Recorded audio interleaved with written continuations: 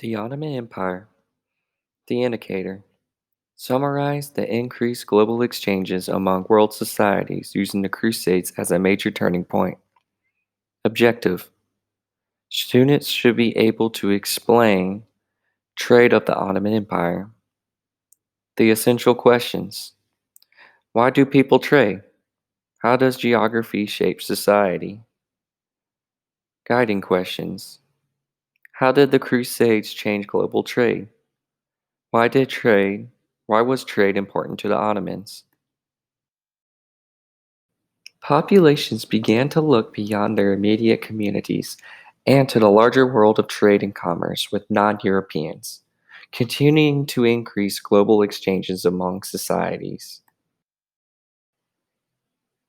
During the Golden Age of the Ottoman Empire, Suleiman the Magnificent expanded the boundaries of the Ottoman influence. The Ottomans established a strong trading empire in the 16th century by controlling the eastern Mediterranean and numerous overland trade routes. Much of the success of the Ottoman economy depended on not only the conquests of Suleiman, but also those of his predecessors. All this territory gave the Ottomans a significant advantage in terms of trade, as they essentially stood between Asia and Europe. They controlled most of the land routes connecting the continents, as well as having control over the Red Sea and the Black Sea. The Ottoman Empire controlled major trade routes that linked them to the Silk Road as well. Suleiman was able to exclude the Italian powers, the Roman Catholic Church, or any other opponent from these trade routes, which created in turn a reason why Europeans sought alternative routes to the east. Suleiman taxed from European traders heavily. When the Ottomans captured Constantinople, trade between Europe and Asia almost came to a full stop. Europeans had no choice but to go through the Ottoman territories if they wanted to access Asian goods. The Crusades, a series of wars starting in 1095 and lasted for nearly 200 years, changed Europe's role on a global scale. When European and Mongol powers weakened the Islamic Abbasid Caliphate in the 1200s, Europeans had access to goods such as silk, gunpowder, and spices from Asia via the Silk Road. This would cause global trade to rise.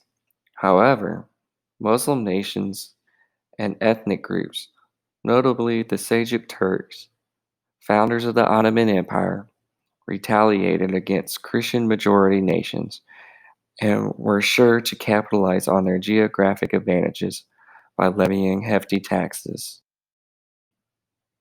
Since the Crusades caused a political cultural rift between Christian Europe and the Muslim world, Europeans became motivated to look for alternative sea routes to Asia. The Ottoman control over the territory allowed them to flourish in the early 16th century. Nevertheless, Francis I, the King of France, broke away from their Christian counterparts to trade with the Muslim Ottoman Empire, creating an alliance to last for centuries. Some historians point out that this alliance formed because France feared the Habsburgs of the Holy Roman Empire.